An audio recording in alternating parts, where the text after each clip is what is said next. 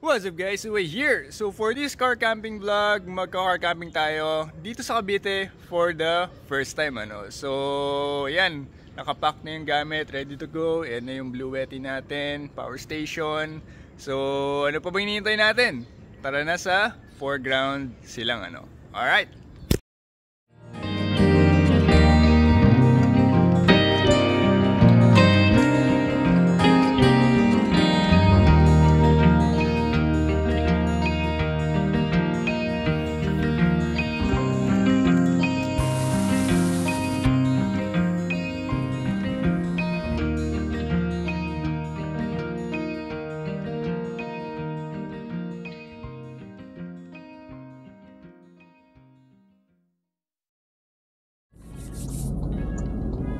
Alright, let's go. Palagi doon. Alam mo yung hindi siya pumunta sa VIP. Nandun siya sa baba. Sa baba.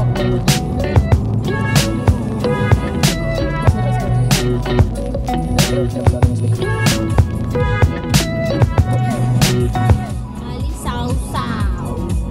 Sayaw? Ah, bali. Balisaw-saw iba yun. Beba yun. Ano sa yun, diba?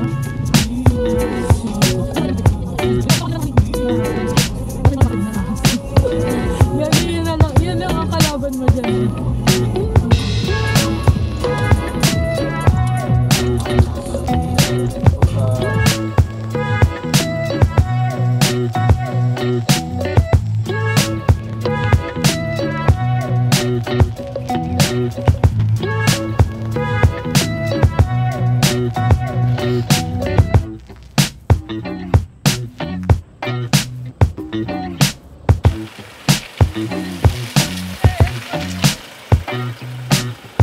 So yung hinatak namin nung Sarap Buhay Camping episode, si JL, ay may hinatak rin ngayon for this car camping. So sila Kim at Pets. And shortly after, pinag-usapan na namin kung paano namin ipupwesto yung mga sasakyan at yung setup namin for our camp. So usually ito yung kumakain ng oras sa pag-setup namin. Ikaw, okay ba sa'yo doon sa side mo? Ano ba, parang meron na konti. Sa side mo? Oo.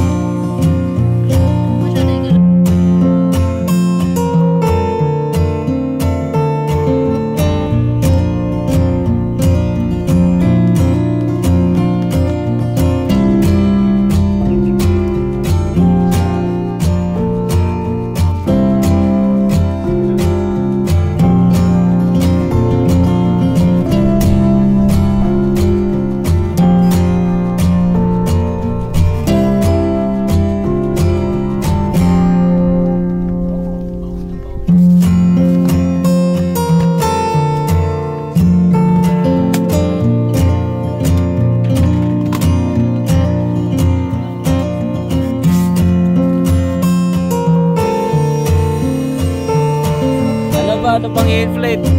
Ano pa?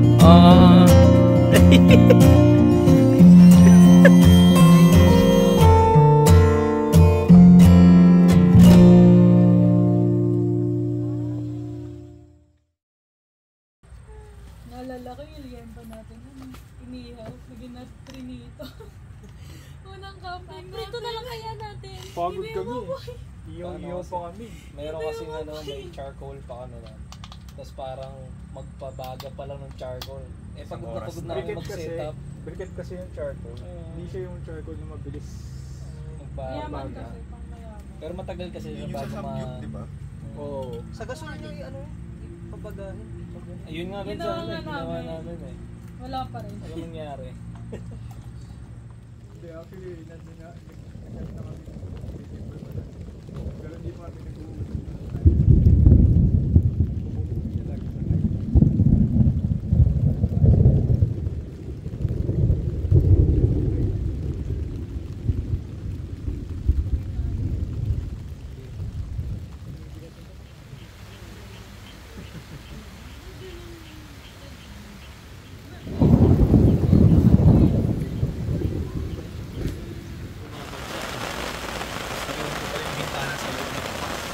Yagi. Ayoko na ako. Parang may in-absorb din eh. Yung may black.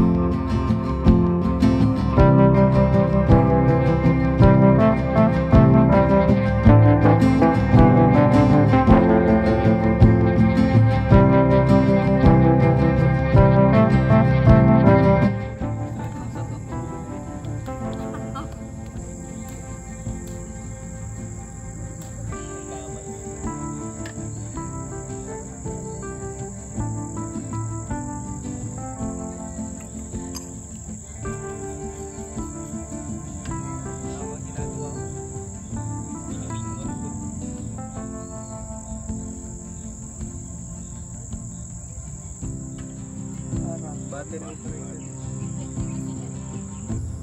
Pero okay lang, masarap siya. Yung amoy pa lang. Vietnamese coffee. Siya Try natin. mapakla. First time ko din eh. Pag natatapangan ako, di ba yung sa ano? Banh Mi Kitchen. Sobrang White. tapang.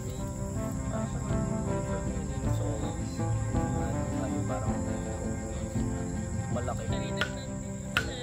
Sabi nga pa naman. Actually, dapat di mo nga siya yun. Sabay kila na yan. Baby, where's your...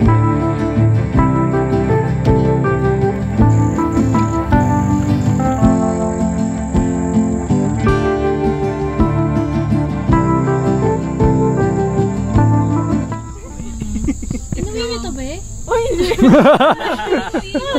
Tayo dyan, inuwi. Ayoko, nung kumain kami ng pepper lunch, Inuwi namin. namimigay sila niyan for some reason.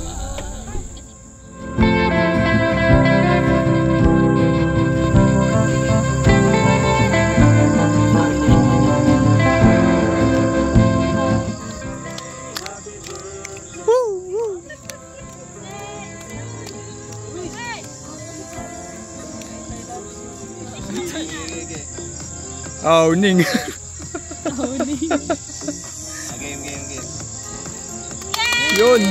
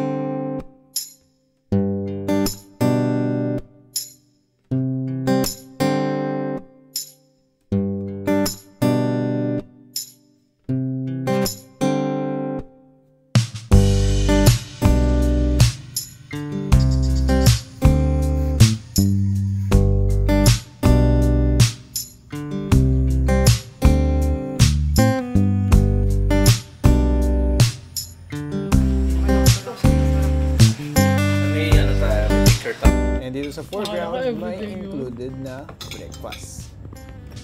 Alright, so yan, nag-pack up na kami. So wala akong masyadong clip or wala akong clip na nag-pack up kami. But yan yung mga gamit. And sila naglilinis ng sakyan nila. Kasi nagmamansya yung dahon ng mga puno na to. So quick camp tour. Ito, mabilis ang camp tour lang to. Ito yung isang camping ground nila. Tapos yung isa doon. So yun, sila millennials nakapwesto ngayon doon. So actually exclusive campsite lang talaga to. So yung grupo nyo lang yung nandito. Pero since kakalala naman namin sila millennial, okay lang, pumayag naman. So, ayan. Then ito, meron silang mini forest dito.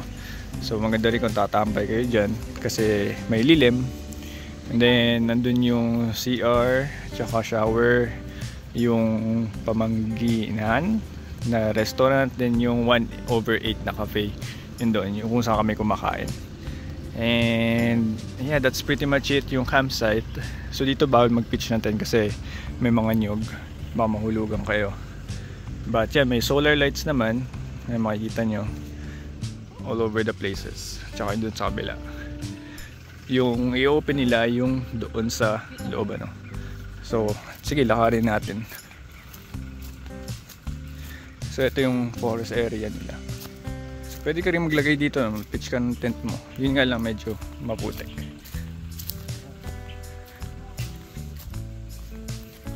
Andun din pala yung lababo nila. Yun. Says Pedzo. What's up, bro? Yeah, yun yung CR nila, tsaka shower. And then ito yung soon na i-open nilang area. Yun nandyan. Yan. So actually, meron daw river somewhere doon. So, wino-workout lang nila with DNR tsaka DOT. Tapos, in the future, meron na access ng river doon. So, hindi lang pure camping dito tsaka cafe and restaurant. Meron na ring river na pag nag-camp kayo. So, yan yung lugar. So, yan. Pwede rin kayo mag-pitch ng tent dito. Sa loob. Actually, yung cool nga ng vibes dito.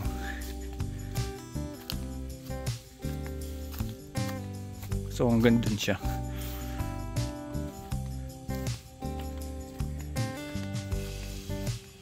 Alright, so that's a quick camp tour. Malit lang siya, but very relaxing. 24 degrees sa umaga or madaling araw. And then, as usual, 30, 31, 32 on daytime. So, dito sa camp area na to, maganda kasi meron kang onting lilim ng mga puno. Ayan, dito sa gilid.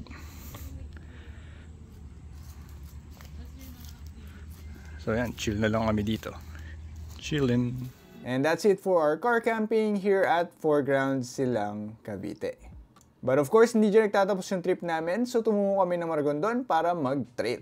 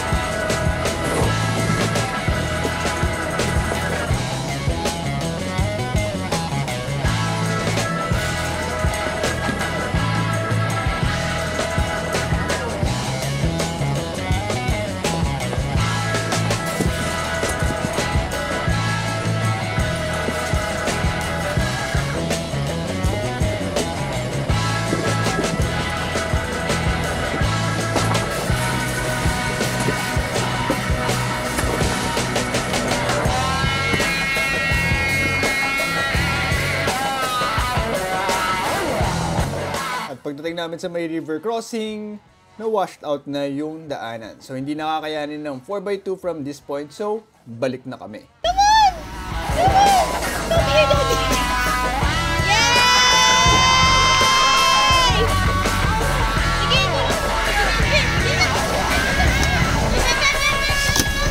And that's it for our short trail here at Maragondon, Cavite. So, it's now time to give our review of Foreground Campsite. Alright guys, so yun na yung car camping namin sa foreground. So thank you wala JL, Pet, tsaka kala Kim. So buti naisipan ni JL na i-aya yung mga friends niya ngayon kasi sa sarap buhay siya lang mag-isa. So ngayon buti may naisama siya and mahilig mo ang ano rin, tawag doon, kaladkarin na rin sa mga gantong outing. So yan, May bago tayong permanent or may bago tayong recurring characters. So yun, dito tayo sa segment ng campsite review. So, ikaw na ulit Tipsy. In a few sentences, how was car camping at foreground? So, yung camp namin, exclusive kasi siya. Kasi, bago pa lang ata siya, diba? Oo, nung March lang daw nag-open. Oo, so, kumbaga, magagawan pa siya ng mga magagandang Ma-improve ilaw, pa. ganyan. Kasi maganda yung cafe eh. Ang aesthetic. Kulang lang, yung ano din nila, yung CR nila, okay din. Pero siguro more of improvement pa. Pero hindi ko sinasabing ano. Pero okay siya. And also, malinis yung camp, ganyan. Then, meron silang mga free, movie. Movie night. Oo, movie night. Yan. So, overall, if i-rate ko siya, 8.10. 8.10. Ay, 8.10. Ay, 8 over 10. Sorry. May butal pa siya. Ay, ayan. Talagang matinding decimal, 8.10. Next. Next. On to you, Kai. Ako. O sige, ibang order naman. Ikaw muna. Okay. Okay naman yung camp. Ang ganda ng mga trees na coconut na. Aesthetic coconut tingnan. trees. Yun nga lang, parang kasi ngayon, parang hindi pa yun, di ba, yung totally na camp talaga. Parang may improvement pa siya, I think, kasi since kakabukas pa niya. Yun, medyo maliit pa siya if ever like madami kasi madaming iba-ibang group. Kaya siguro ini-exclusive lang nila. Yeah. Pero yun nga 'di ba meron dong part na ini-improve pa nila. Bagong section. Feel ko yun yung gagawin nila para pwede naman iba't ibang group. Pero goods rin na yun yung naisip nila na exclusive muna since tingin rin nila siguro na maliit pa for madaming tao. At least hindi nila iniisip like kumita tayong ganun, di ba? Parang iniisip rin nila. Hindi, tsaka talagang exclusive sila kasi ayaw nila nung gulo. Kasi yun din yung majority feedback ng ibang campers Parang ayaw nila ng ibang tao. Ayaw nila makasama silang magulo. Oo. Pero yung sa case namin kanina, kaya dalawang grupo kasi kakilala naman namin sila millennial campers. So okay lang na kasama namin sila sa camp. Pero hindi nila, for example, yung ibang grupo na gustong mag-book ng camping doon, overnight camping, hindi nila allow yun. Unless na lang kung kakilala mo at gusto rin nung kakilala mo yung na may kasama sila. Yun na rin, 'di ba? Syempre tinanong rin ni Ma'am doon sa foreground sa'yo if okay. Kahit magkakilala kayo, parang kino-consider pa rin nila yung both side na okay sa kanya magkasama kayo. Syempre, although magkakilala kayo, may mga grupo rin yun, 'di ba? So, yun. Tapos, yun sa CR, okay naman siya. Yung tubig lang mahina. Pero, pwede pa naman yung ma-improve. Since, under, pa naman sila, improvement pa naman. Open naman sila sa mga review, which is parang okay nga yung mga ganun. Kasi alam nila yung dapat nila i-improve talaga. Sa CR, siguro mag-a-add pa siguro ng madami yun. Well, hindi. Siguro kaya nagkukulangan lang kasi dalawang grupo tayo dun eh. Sa bagay. Kung grupo lang natin yun, walang problema. Yung sa bagay. Isang shower tapos dalawang toilet. Pero kung if yung plan talaga nila madamihan, kasi di ba nga ini-improve pa nila yun dun sa kabila. Kailangan talaga nila ng CR pa na iba. Pero goods naman. Tapos Since yung campsite is more in camp lang talaga siya, tapos may mga cafe, parang kung compare mo sa iba, kailangan mo kasi may edge ka, 'di ba? Per campsite. Ba't ka babalik doon, 'di ba? Ba't ka pupunta doon? Yep. Sila, ang braining nga ng isip doon sila may pa-movie nights, 'di ba? Sa iba walang ganun, 'di ba? Ikaw magsiset up ng sarili mo. Kung gusto mo. Kasi 'di ba yung iba may river.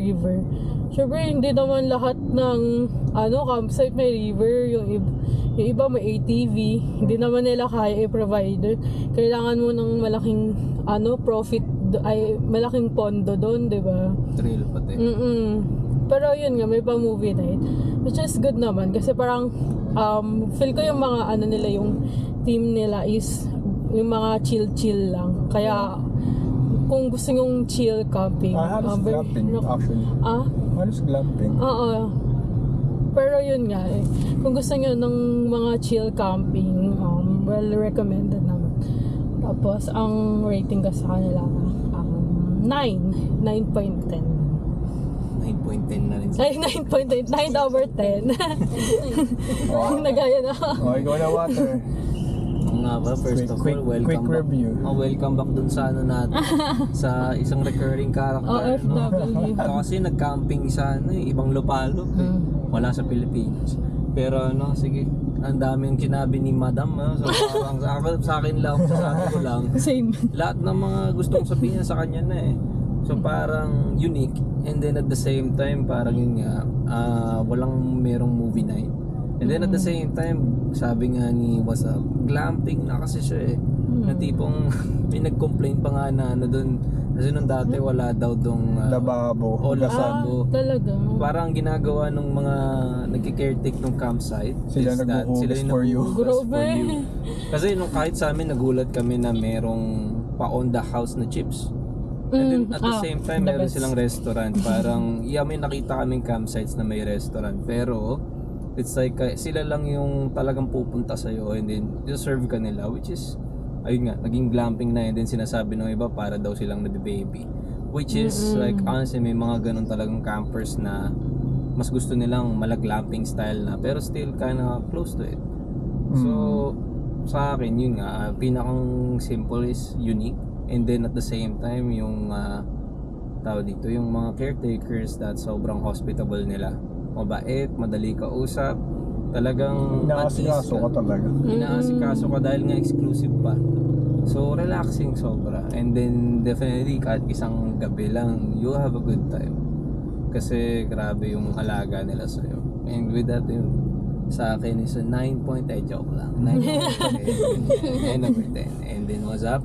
So yeah, pretty much same comment lang din sa nila, dadagdagan ko na lang. Yung issue with the water pressure, inaayos na nila yon. So there are in talks with barangay daw ba yun? Oo, barangay. Ayun sa Prime Water. Oo, yung Prime Water daw doon. Na magpo-provide sila ng small portion of their land para tayuan ng water pump, para mas malakas yung pressure doon. Nice. And aside from that one, they're also working with DOT and DENR kasi merong river na malapit doon So parang gagawin lang nila ng access to the river, and then yun, pwede ka na mag-camp tapos magpunta sa river for a little nature adventure. So yun yung mga future plans nila doon. Yeah. So, in terms of car camping specific naman, accessible naman siya ng kahit anong sasakyan. So, kung familiar ka sa East-West Road, kanto, liliko ka lang doon sa kanto na yun, tapos nandun na yung foreground And then doon sa actual campsite, almost damo naman lahat. And yun lang, tignan mo lang din kasi may mga spots na talagang dinadaanan ng tubig. Naturally siyang nag-e-erode. So, tayo mo na lang yung tent mo sa medyo flat tsaka yung mataas na part. And yun, may mga ilaw naman. What else? Pwede kang maisaksak doon kung nalobot yung mga devices mo. And kung tinatamad kang magluto, pwede kang umorder sa food nila. Yung sa booking mo, kasama na yung breakfast doon. So meron kayong inclusion ng breakfast, tapos included rin yung bonfire, tapos saka yung movie night. So isang package na yun. So yun, breakfast lang yung libre. Yung ibang meals babayaran mo yun syempre. So yun, sa campsite kapag umuulan naman daw pag ng more than almost a week, ina-advise na nila yung kanilang mga clients na baka mabalaho kayo kasi minsan tulad nung kanina medyo maputik-putik pero hindi naman siya yung sobrang lambot na hindi nakakayanin ng 4x2. So yun, kayang-kaya naman kahit anong sasakyan, hindi naman sasaya. Tulad nung kaya millennials, merong Rush, yung kanilang Rush na may awning na Nox. Tapos yung Vios, yung mga kasama nila, co-work ata nila yon. Vios, ano pa ba, MG ata yung isa. So na-access na kahit anong sasakyan.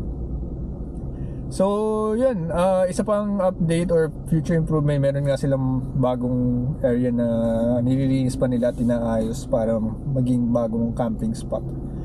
So yeah, that's yun pa pala, last thing is yung rate is 900 per head per night. So okay na rin, unique talaga yung movie night nila na inclusion. So and honestly I think yung free sa breakfast mismong camping, isang short din is that ano siya, nakuha na niyo yung mga basics ngayon for a new camping spot. Yeah. Pero sobrang dami niyang potential. Yeah, actually. That's the thing. Ayun pa pala, isa pang note is since medyo malapit siya doon sa East-West Road, may mga rininig lang kayo mga ano na sasakyan, yung mga dumadaan doon sa main road ano. So okay naman, sa harap rinig yun, pero siguro yung sa bagong spot nila baka hindi masyadong rinig yun kasi medyo malayo na sa Barangay Road tsaka yung sa main East-West Road. So yeah, I think that's pretty much it for the campsite review no? So yun, check nyo na lang yung ibang videos namin, check nyo yung videos ni Tipsy, and ewan ko kung magbablog na sila JL tsaka sila Peds. Abangan natin kasi sila Sir Jared nagbablog na rin. So yun, so that's it for this car camping video. So hopefully na-enjoy nyo rin and nakatulong yung aming review on deciding if you'll camp on foreground and whatnot, or dadagdag nyo sa listahan yun ng mga campsites na kailangan nyo or gusto nyo puntahan. So yeah, don't forget to like and share this video, and if you haven't subscribed, mag-subscribe ka na para updated ka sa mga bago nating uploads. So yeah, thanks for watching and see you on the next vid. Bye!